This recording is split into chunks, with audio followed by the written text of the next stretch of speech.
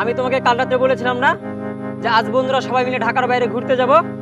সবাই 1000 টাকা করে দিচ্ছে, আমারটা দাও, দেরি হয়ে যাচ্ছে তো। আকাশ রে, তুই তো জানিস গত 2 দিন আমি অসুস্থ ছিলাম, সেই কারণে রিক্সা নিয়ে বের হতে পারিনি, ইনকামও হয়নি। তোর মায়ের ওষুধ কিনতে লেগে অনেক টাকা ফুরিয়ে গেল। আজ সারাদিন রিক্সা চালিয়ে রাতে এসে না হয় তোকে 500 টাকা দেবো নে। তুই তোর বন্ধুদেরকে একটু কষ্ট করে বুঝিয়ে নে না বাবা। প্রতিদিন তোমার এক কথা, বন্ধুদের কাছে মুখ দেখানোর মুখ রেখেছো তুমি। সবাই কত দামি দামি পোশাক পরে, ভালো যায় ঘুরতে যায়। ছেলের আবদার যদি পূরণ করতে নাই পারো তো বাবা হইছো কেন?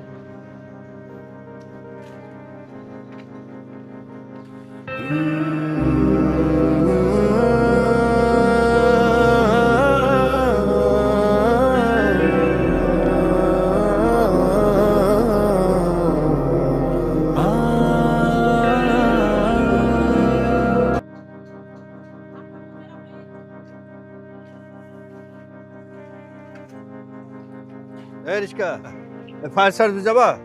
যাব। ভাড়া কত? ভাড়া 40 টাকা। হ্যাঁ, এটুক থেকে এটুক 40 টাকা ভাড়া হয়? তোমরা রিস্কাওয়ালারা এতই খারাপ, একটু সুযোগ পেলে আপনি বেশি ভাড়া নেওয়ার চেষ্টা করো। না 40 টাকা হলে যাব। 40 টাকা না 30 টাকায় যাবে না?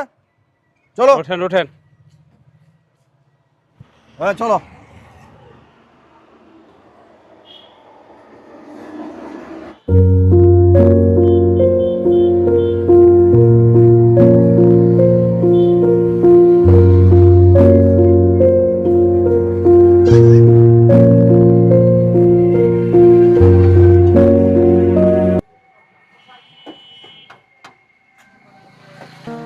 মাথার ঘাম পায়ে ফেলে বাবা কাজে যায়, রোদ বৃষ্টি গায়ে মেখে সংসারটা বাঁচায়। ওই ঘামের প্রতিটা ফোঁটা সোনার চেয়ে দামি, ওই ঘামের প্রতিটা ফোঁটা সোনার চেয়ে দামি। বাবার ঘামেই লেখায় আমার সুখের নাম।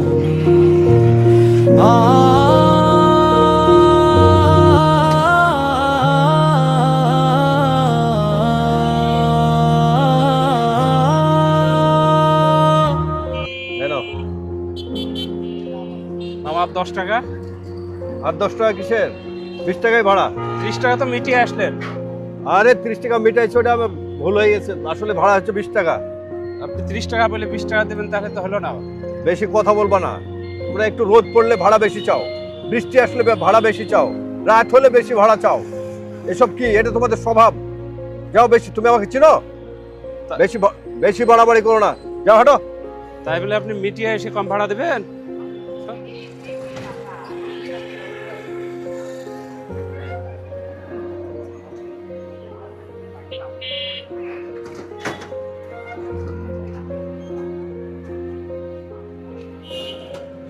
বাবা, বাবা তুই তুই কেন এখানে? তুই বন্ধুদের সঙ্গে বেড়াতে যাসনি?